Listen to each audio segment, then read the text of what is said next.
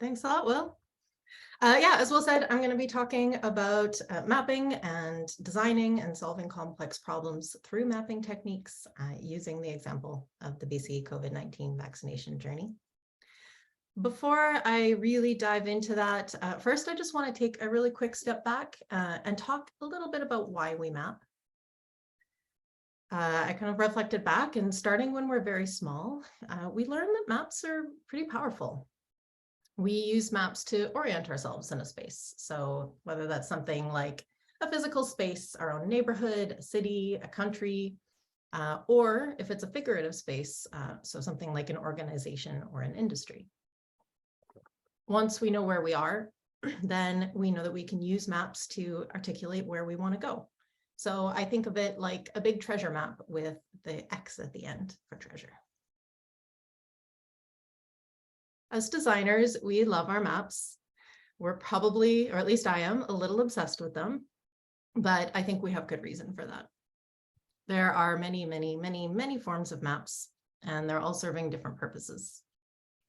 When I'm going to be talking about maps in the context of using them for the design of projects and services, I'm going to be referring to mapping as the creation of a visual representation of an experience.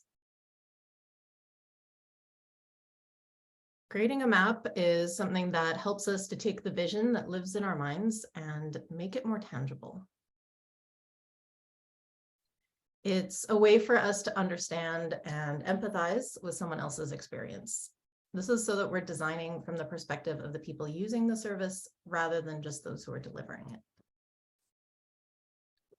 And a map is a tool to help us to create collaboratively, bringing people together, and to collectively agree on a current or a desired experience. A map is also a great way for us to describe a person's entire journey. This is from where they perceive it to start and end, crossing all of the different touch points and internal departments that you find within an organization. What we often see is that the different departments with differing responsibilities too often don't communicate or collaborate closely enough. They create these silos that can impact the way that a person connects with that organization. The map is what helps us understand each of those transfer points as their journey takes them from interacting with one department to another. Going back to that idea of setting a direction, I wanted to quote service designer Lynn Vizard, and she said that a map can help us to explore and visualize a landscape so you can decide where you want to go. Designers use maps to find, acquire, organize ideas, and they use maps as a tool to help people understand complex experiences and processes. Basically, mapping is awesome. And it's awesome because it works to create better services for the people that we're designing for. To explain what we can do with mapping, I'm going to talk about a project that I and others at OXD worked on throughout 2021, all around COVID-19 immunizations. OXD was brought on to help the Ministry of Health, the Provincial Health Services Authority, and Deloitte to design systems that would support medical staff in delivering COVID vaccinations throughout BC. This program actually helped administer over 12 million vaccine doses to over 4 million people who got fully vaccinated. And this was all done through 170 mass clinics and reached out to 203 First Nation communities. This was by far the biggest and the most important thing I have ever worked on. It was all super crazy and it was all super amazing, and I really can't wait to talk about it. So the immunization project, it included an initiative named IMSBC.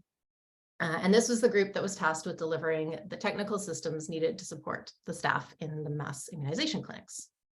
If you got vaccinated in BC after about March 2021, you were part of the user base for this system. When OXD joined the project, we were racing towards phase 3 of the vaccine rollout. The vaccines were already ordered, the date had been announced, and we really only had 8 to 10 weeks to figure out most of this out and start vaccinating millions of people. So, no pressure. A huge highlight moment for me was getting to be present at the very first pilot Max vaccination clinic in Vancouver. That's me on the left in the photo, checking in one of our project members for their walk-in appointment to go and get vaccinated. So that was very cool. As you can probably imagine, this was a huge endeavor involving a whole ton of stakeholders that all had to come together to make the program possible. The project involved hundreds of team members, a dozen work streams, and a highly complex provincial health system. Stakeholders were all trying to navigate their way to the future as the world was constantly shifting and changing around us. There was the Ministry of Health, the Provincial Health Services Authority, and the 6 other provincial health authorities that make up BC Health Services. And they were tasked with delivering vaccines to millions of British Columbians in the midst of these ever-changing health guidelines. Then there was the Ministry of Citizen Services, who were providing communication support, user research, call center, in-person service support, all to a confused and very frightened populace. Then there was Deloitte, who was the vendor providing and delivering the whole IMSS-BC system with extremely tight timelines and very high pressure. It really was an absolute privilege to work with all of these amazing groups of people and to get to see the amount of work and dedication that went into making this vaccine program happen.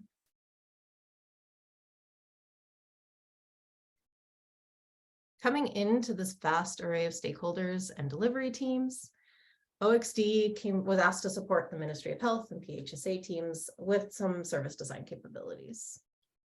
Heidi Giesbridge, she was the Senior Director for Digital Health Strategic Initiatives at the time, asked us to come in to help them to experience or picture the story so that they could make some informed decisions. The IMSS-BC project was helping to introduce a new service delivered in an unprecedented way into a highly complex environment. To succeed, we needed a way to create a shared understanding of all of the different component parts of the immunization journey in a way that we could easily adapt to the varying needs of stakeholders across the different levels of detail needed for decision-making, while still managing to maintain a coherent whole. To do this, we created maps. So many maps. We needed a way to represent the vaccination journey that would be flexible enough that we could adapt to a lot of change and robust enough that we could work across different contexts. And this is what would help us get coherence and consensus across all of our teams. We created a whole bunch of maps and process diagrams, all describing the same future vision, but all in really different ways. These maps were an essential tool to help us move forward at the fast pace at which we were working. So today I'm going to talk about 4 of these mapping methods and how they helped us in different ways. And for each one, I'll talk a little bit about what questions we were trying to answer and how and why we used the map, as well as what the map helped us to do or not to do. And I'm going to talk about understanding the whole multi-channel journey, then defining requirements for different roles, then a map to understand process and policy changes, and a map to help us with determining prioritization. So map number 1. The first map was created and intended to help us understand the broader citizen journey across the different channels. We knew from the start that getting everyone in BC a chance to get vaccinated would mean we'd have to offer a lot of different ways to connect with health services. Citizens needed to get information about vaccines and vaccination timelines. They needed to book an appointment. They needed to get notifications about multiple doses, and then they needed to get proof of vaccination.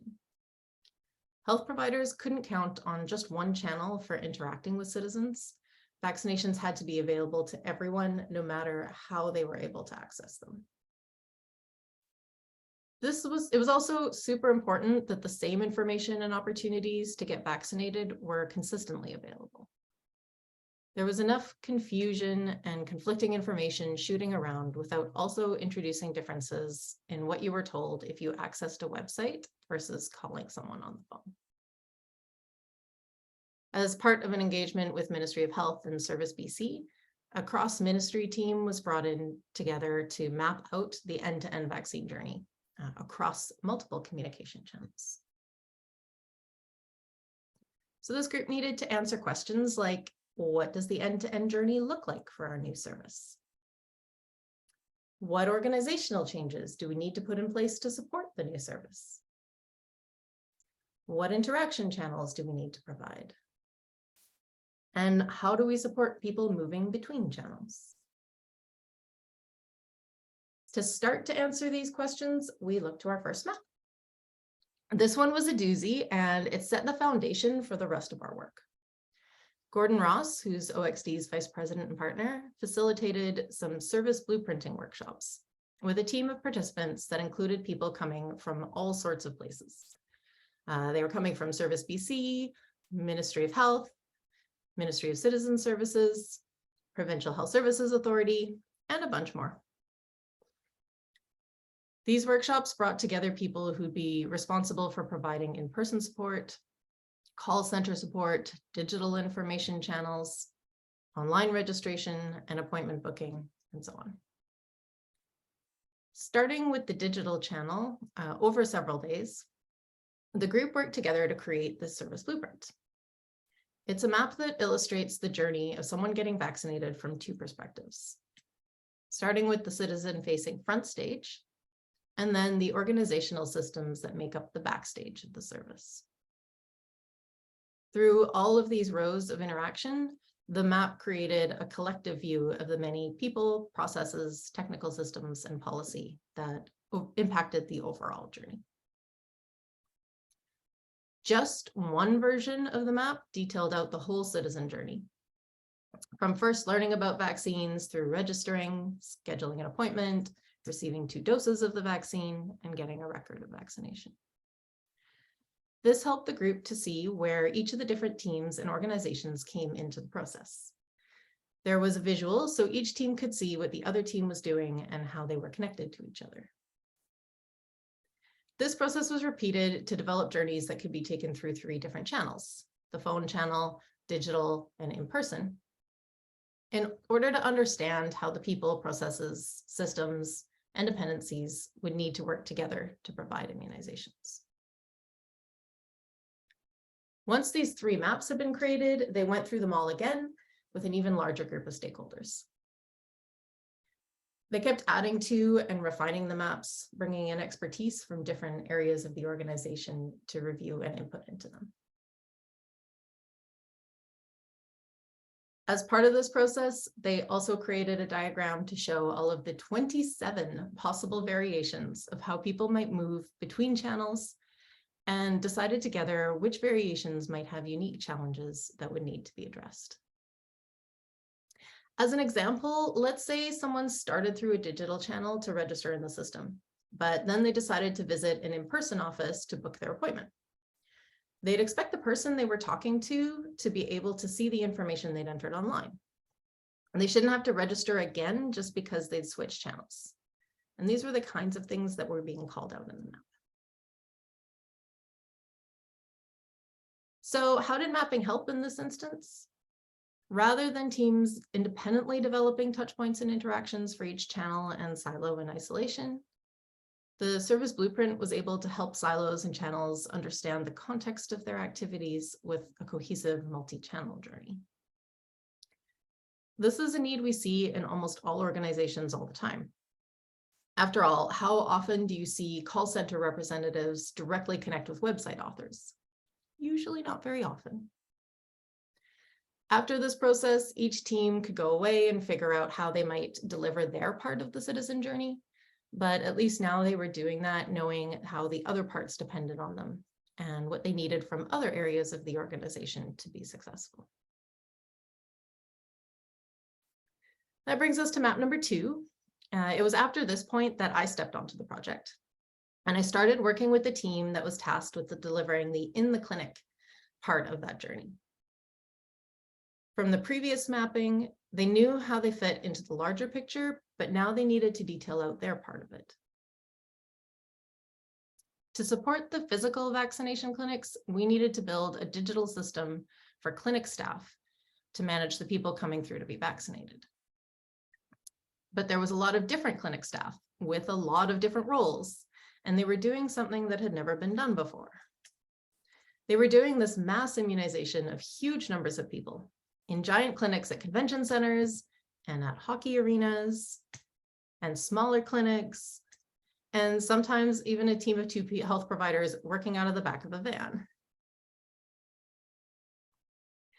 In trying to understand the clinic roles and what was needed to support them, the people responsible for delivering the IMSS-VC solution were approaching the problem on 2 very different levels of details.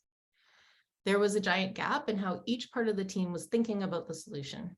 Some were very focused on high-level business needs, while others were asking them to make decisions on very granular requirements.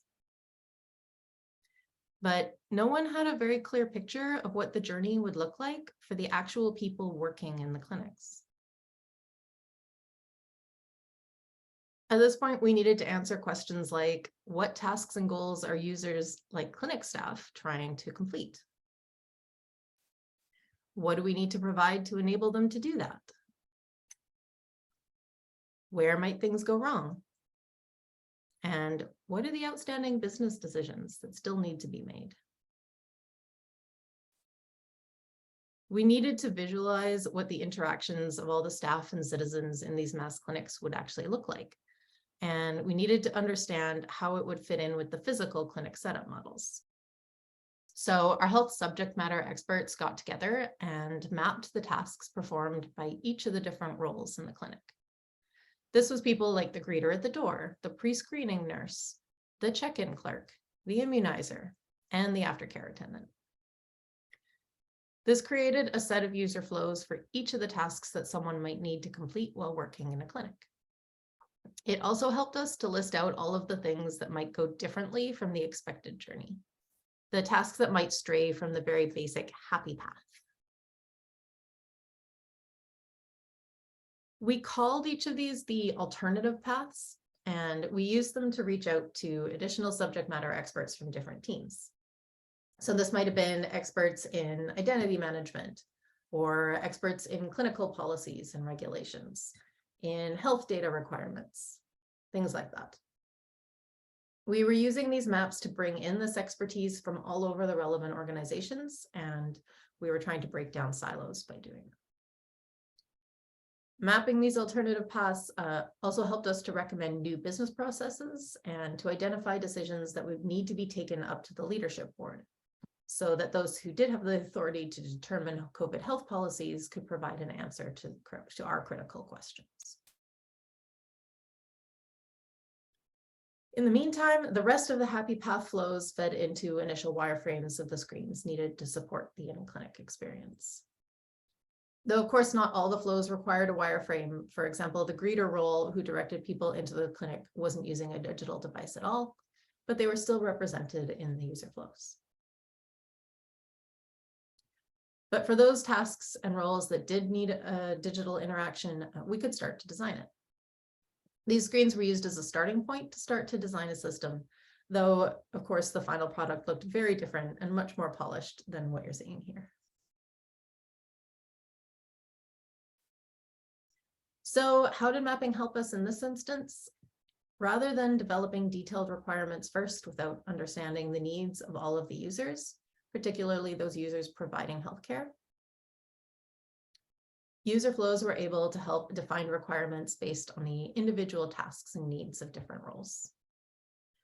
After this process, all of these pieces, the flows, wireframes, alternative paths, business processes, all of these could be shared with our stakeholders and other teams working on other parts of the vaccination journey. We could also share them with the technical teams that were responsible for design and development and data integration. And as a bonus, they could also be shared with training teams so they could get started on thinking and creating training materials for the clinic staff. Though the vaccination journey definitely involved a notably high number of different actors, most services I've helped to design generally involve a bunch of different roles that can all be mapped out in similar ways. Then getting to map number 3. Moving on in our project, once we'd worked out the basic requirements for each role, Deloitte, who was the vendor developing the system, was able to go ahead with detailed design and development. So you'd think we'd be pretty much done, right? Yeah, of course not. It was COVID, and the moment that we were done with the flow, it was already way out of date. Our understanding of COVID and how to fight it in BC was changing daily. Decisions were coming down from leadership, and we had to quickly account for changes to our requirements. Design of the actual physical clinics was also running in parallel to our work.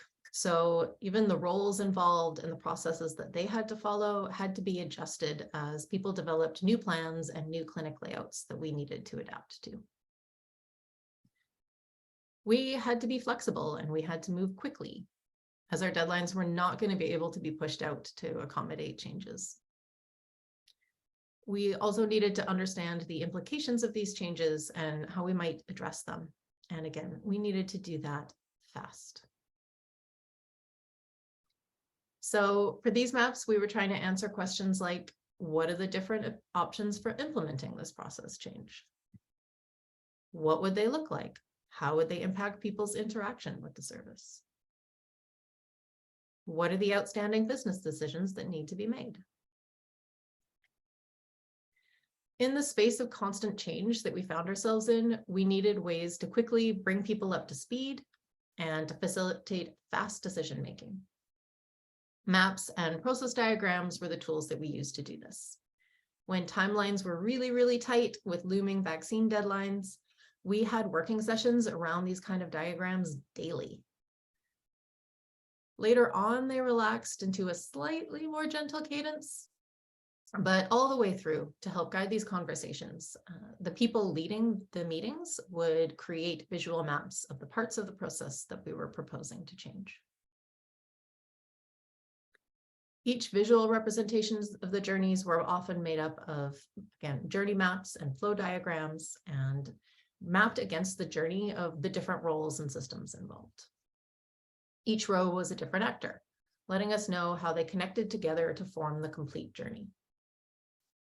As part of creating these maps, we'd bring in stakeholders from many different program areas: business decision makers, clinical experts, business architects from PHSA, security and privacy experts, the Deloitte implementation team, and technical experts from the other systems and databases that we needed to integrate with. They were used to visualize proposed approaches to a new need. So this might be something like printing a vaccine record in the clinic, or it might be changes to a process like sending invitations out for dose 2. Collectively, we went through many of these maps. I took a look over them while I was preparing this presentation, and I'm sure there were over 100. We used these flows and user journeys and maps to help discuss a variety of business processes, and often helping us to drive conversations dealing with issues like system constraints and citizen privacy and security requirements. So how did mapping help in this instance?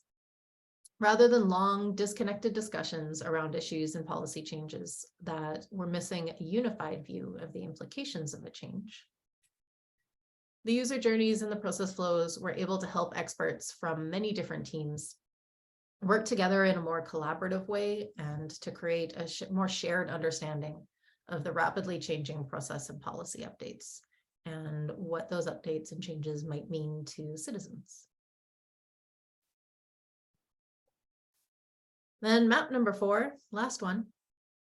After the first few versions of the system had been built, as we were continuing to consider the future of the vaccination process in BC, we had to be realistic about what we could implement within our limited timeframes. At the very beginning of the project, we had immovable deadlines for when people needed to be vaccinated. We needed to determine our minimum viable product, or MVP, the most basic version of the system that needed to be in place to launch. We didn't have a lot of room for bringing in any extra features. But later on, around the time that we were starting to plan for booster doses, we were lucky enough to have a little bit more bandwidth where we could implement some nice improvements to the citizen journey. We know we couldn't build and improve everything all at once, so we needed to figure out which parts were the most important to focus our efforts on. We looked to mapping yet again to help the team with that prioritization. Again, we were trying to answer questions like, which features can't we do without in the next stage of this initiative? Where can we provide the most value for citizens? To be able to have prioritization discussions in a way that focused on the people getting vaccinated, we put a bunch of potential new initiatives, new business rules, and new process changes into a map against the actions that made up the citizen journey. There at the top. Then we divided these initiatives and process changes into some categories. We had the MVP scope, which was what had to be in place or we couldn't even go ahead. Then there was potential scope, which was for items that would improve the journey, but could be left out if we didn't actually have the time to implement them. And we had out of scope, which was for items that were lower priority or needed more analysis before we could consider them. We wouldn't be implementing them at this time.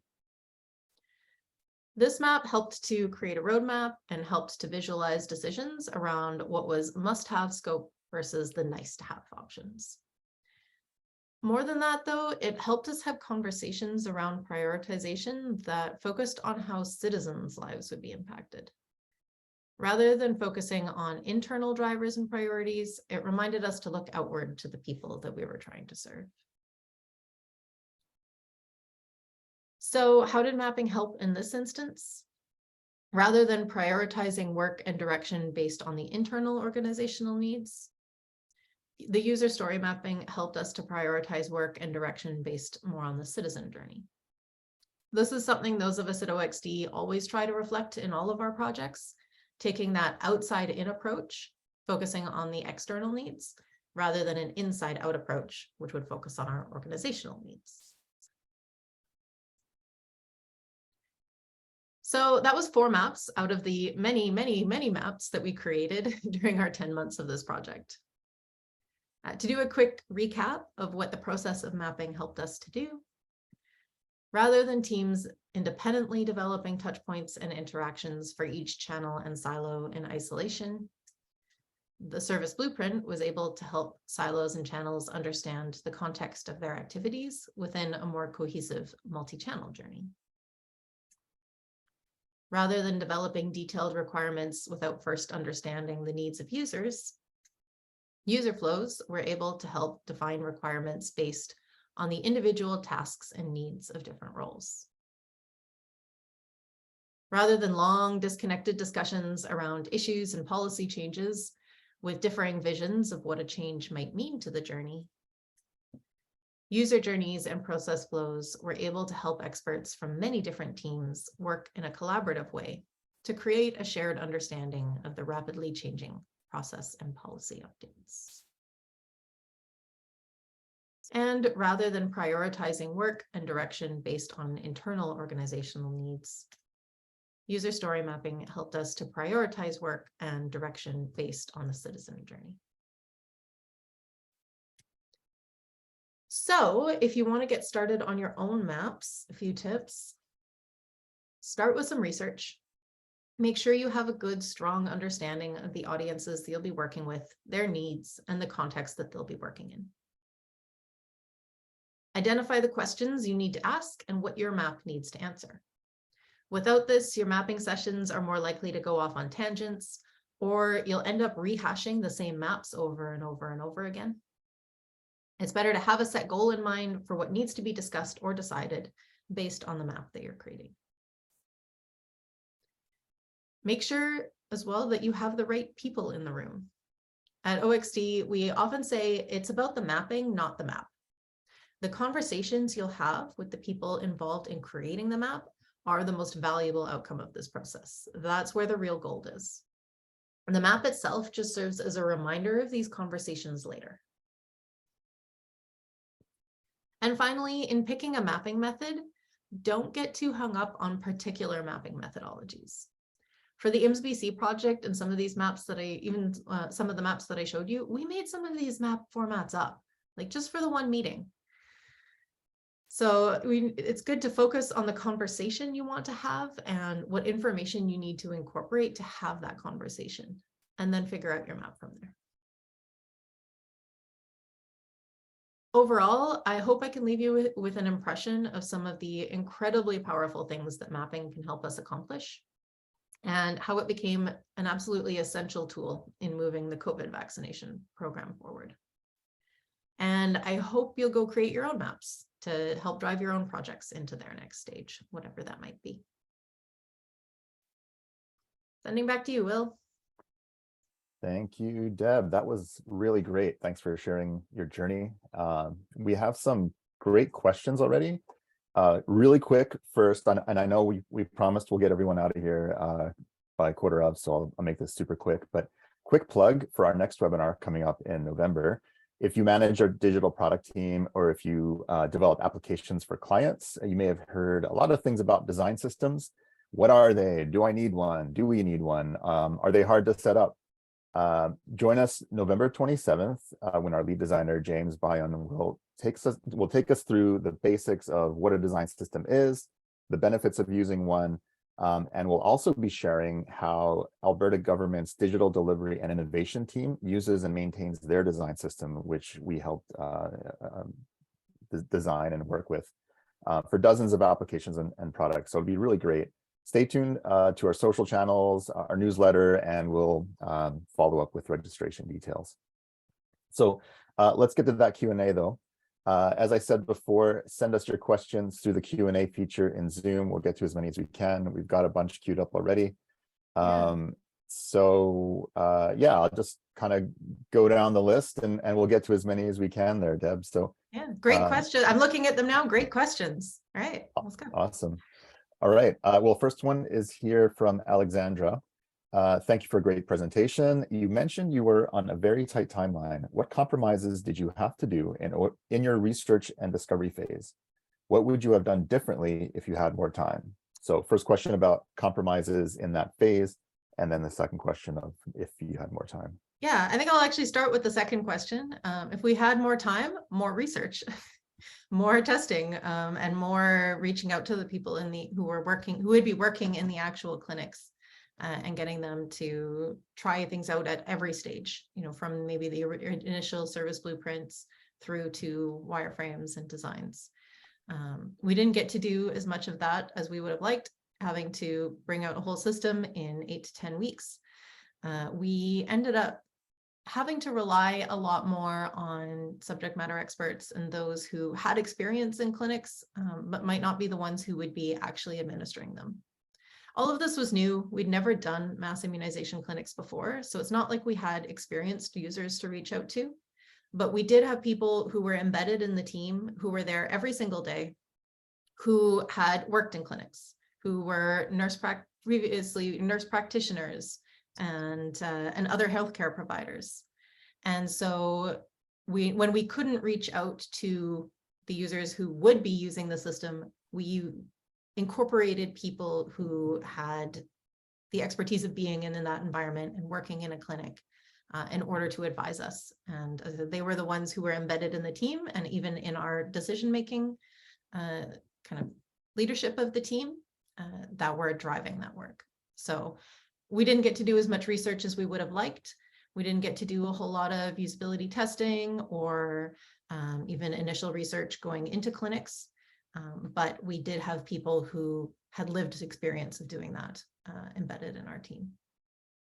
Awesome. And then once it had launched, we were able to do some more research and testing, but that initial version was very much a pilot. All right. Next question, if that works for you, Deb, Mm-hmm. is from Laura. for service blueprinting, at which point did you start pulling stakeholders for co-design? Was there an internal starting point? At which point does co-design collaboration become most effective? Nice one. Okay, so I mean, the service blueprinting, it was created by a bunch of stakeholders all designing it together. So the initial blueprinting session started with a blank map and brought in stakeholders from all of these different areas. So coming from Ministry of Health and PHSA and Citizen Services. And it was people who would be managing some of the call center processes and people who'd be managing some of the clinic processes and so on. So right from the start of the service blueprinting, stakeholders from different areas were brought in together. There was like an internal starting point previous to that, but we joined the project around that point when the service blueprinting was starting. As far as at which point does co-design collaboration become most effective? As early, I would say as early as possible. Here, we were co-designing with a lot of different teams in different areas that were going to be implementing this massive journey. So again, people who are going to be representing in-person touchpoints and phone touchpoints and digital touchpoints. They all had their different pieces that they would be considering and had started to consider. We all knew vaccines were coming and that there was going to be a lot of work to do. But those groups needed to start talking to each other right from the start, even to figure out who was going to be doing what. When a new piece came up, who was going to be the ones responsible for it? It was usually everyone in different aspects, but right from the beginning of like, how are we going to vaccinate people? We needed to have everyone involved. I hope that answered your question, Laura. Great, thanks, Deb. Man, yes, great questions here. I think we have time maybe for one or two more. So the next one here is from Kanika. Sorry, apologies if I mispronounced your name there. How accurate were the maps in creating the user journey? What are some assumptions you made? Oh, nice. Yeah. So they were representative of a typical journey that people would make, particularly the ones that were in the clinic. We had so many different clinic models, and the model of somebody working in a convention center was quite different than two people working in a van, and our system had to cover all of those. So we tried to cover a lot of and consider a lot of these different journeys and what that might look like. Also, people who might be working in areas that didn't have very good connectivity, what might things look like for them? We had to make quite a lot of assumptions as to what the clinic was going to look like, because the clinics hadn't been finished being designed yet. Each of the health authorities was coming up with their own clinic design and how are they going to do mass clinics? What's a convention center going to look like? How many people are going to run it? How many different stages were there? And so we did have to take a lot of our best guesses, even as to what the roles would be and what that would look like. I remember early on in the user flows, we had a number of journeys and a lot of flows set around somebody would go to a pre-screening, and then they would register, or then they would check in, and then they would go through a health screening. And we had like, well, maybe that'll be like 3 different stations that people start at. Or is it all going to be one station at the check-in and there's one person going to do all of that? So we kind of had to assume like, oh, it's going to be 2 stations, or it's all going to be 1 station. And then as we got more closer to the actual time of vaccination, we got more concrete information about what the clinic models and what the clinic setups would actually look like. And then we had to adapt and change. So a lot of assumptions early on and guesses as to how clinics were going to work, which then kind of got validated, and we had to shift some of our thinking as we went along. All right. Well, that puts us at time, but Deb, if it's okay with you and with our audience, it'd be great maybe to squeeze in one more question. I know we kind of took up a lot of time at the beginning talking about our first job, so maybe they'll forgive us there. Is that okay with you? Can we do one more? All right, I'm awesome. happy to. Let's go. Last question we'll do here is from Barbara. If you work for a company that is still immature UX-wise, i.e. not familiar with journey maps, workshops, any tips on how to convince stakeholders that a mapping workshop is a good use of their time and inviting them to contribute to the map in one-on-one discussions isn't too much of a compromise? I mean, that's a great question. I think that's something that we hear often. Mapping sometimes can seem or feel a little bit like fluff, right? But it's actually really important. So what do you have any recommendations for Barbara around how to demonstrate the value of this? Yeah. I mean, a lot of language that I find often will resonate with stakeholders like that is that a lot of it tends to be around risk management.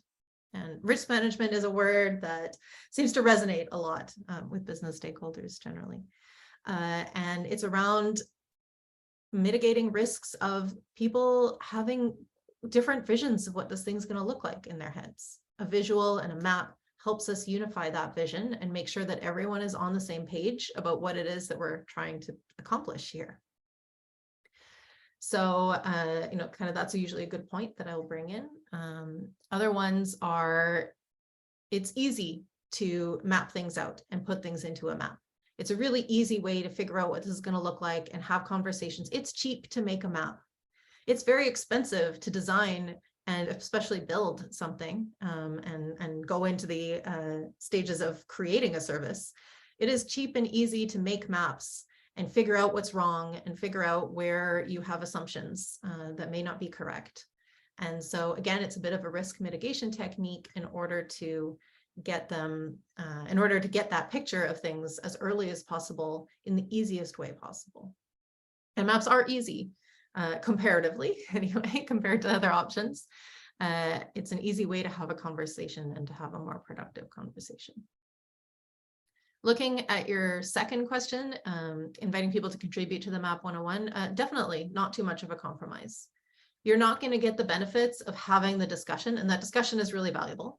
You won't have the benefits of having that discussion altogether with different stakeholders, particularly if they have differing views.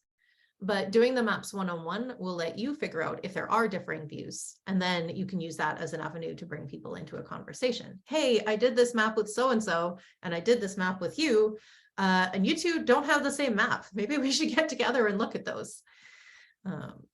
I think also, as far as convincing people about maps, a lot of people don't get convinced about maps until they try one. So I've often found it helpful to start mapping something small, maybe something internal, try out the technique and let people experience it. And once they've experienced it and seen how much it can help drive those conversations and that it can be a success, they're usually much more likely to do more maps and to map bigger things. So try out a map on something small and something, non-critical, and let people kind of get used to and appreciate the techniques. That's great, Deb. I'd also like to add, when it comes to one-on-one, that question and involving stakeholders, particularly if stakeholders are sort of like, and they all are busy, right, and high level, and their time is valuable. That those one-on-one sessions with other people to get something on the board, right, to something formed, even if it's not correct, is great, because then they actually have something to pick apart, right? They don't have to, like in a group session, they don't have to like generate something from scratch. There's something already there that they can react to. And that's gets them further along, right? And you still get that valuable conversation happening. So yeah, like, one-on-one and group, if you can, is great, right? If that's the big win. Yeah. I'd say about half of my maps are pre-filled with, one or two stakeholders and myself, and then half of them we start blank because it's something where we're just trying to gather information from a lot of different areas. Yeah. So definitely. All right, well, we are definitely running past time, but thanks everyone for sticking around until now. Thanks, Deb, so much for sharing your experience. It was really fascinating to see the mapping work there and all the work you did with the immunization project and just helping like a fast, safe rollout for our province. So we're grateful to you and to the work that everyone did on that project. So thanks to our guests for attending. Please consider joining us next month for the Design Systems 101 webinar. And beyond that, just have an awesome rest of your day, and thanks for attending. Thanks so much. We're going to share the recording so you guys will be able to relive those amazing highlights. Take care. Bye.